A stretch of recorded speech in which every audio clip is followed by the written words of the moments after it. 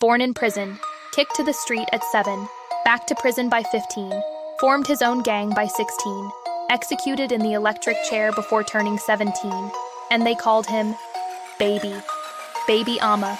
Mariano de la Cruz, born in 1951, in Old Bilibid Prison, Manila, raised behind bars until age 7.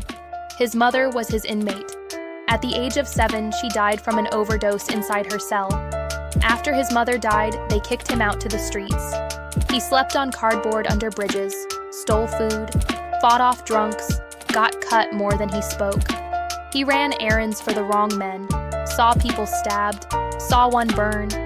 But the cops didn't care until he grabbed 12 pesos off a store counter. That was the crime. Not the scars, not the street. 12 pesos.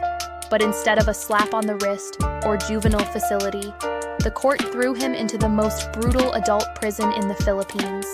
He was 16, barefoot, skinny, and surrounded by killers. He was assaulted, raped, mocked, treated like prey. He didn't scream, he didn't sleep, he didn't fight back. Not yet. He watched, memorized faces, scraped a spoon across the concrete until it could tear flesh. By day 7, the list was ready, and one by one, they started dying. 1 week passes by. Amma was in the showers. Mang Tom's shadow crept closer. He'd cornered Amma before. This time, he grinned and said, "You're mine tonight." Amma didn't scream. He turned. He struck. One to the ribs, another to the eye, and 20 more stabs, fast. Mang Tom slipped on blood, hit the tiles, and never got up. By the time the others reacted, he was already walking away. The first one dropped. Everyone thought that was it. It wasn't. He had a list. Every name, every face. The ones who jumped him, the one who burned his shirt, the one who laughed while it happened, with no warnings. He didn't ask for weapons. He made them. Some were stabbed in the corridor, some during sleep. One was choked with a rolled bedsheet, tight, silent, fast.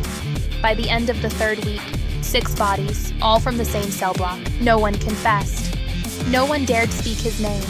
Just rage, memory, and whatever could pierce skin. That's when the rest stopped calling him Baby. After the killings, the block went quiet. Inmates started coming to him, not to fight, but to ask for protection. He didn't join a gang. He became one. The Siga Siga gang. He set the rules: loyalty, silence, obedience. In exchange, no one touches you or crosses you. By the end of the 1st month, he had lookouts, runners, hitters. Old men twice his age waited for his nod. Even guards kept their eyes down when he passed, stopped searching his cell or asked questions. But the bodies didn't stop. Baby Amma was reported to have killed 11 men over the course of 8 months. As long as he kept the block in order, they didn't care who bled. Legend says, Amma then laid low, let the gang do the dirty work, and he kept his head down. Read books, didn't fight. The cops thought he changed. Too young to rot forever. Too quiet lately to stay locked up. He's just a kid. So, they let him out. Amma was back on the streets, not as boy, but as a monster. 2 months later, another body dropped. Word hit the streets fast. 4 gangsters at El Toro bar, joking about the baby boss from Bilibid. Amma walked in, ordered a beer, calm, silent. Then he pulled out a .45. 3 shots, 3 faces erased. The 4th tried to crawl away. Amma followed, unsheathed a bolo, and hacked until the laughing stopped. The message was clear: laugh at him, and you don't get to laugh again. Word spread like fire, and for a moment, the streets stayed quiet. But only for a moment. Next, the jeepney. Just another ride. Packed. Silent. Until someone whispered, "Isn't that Amma?"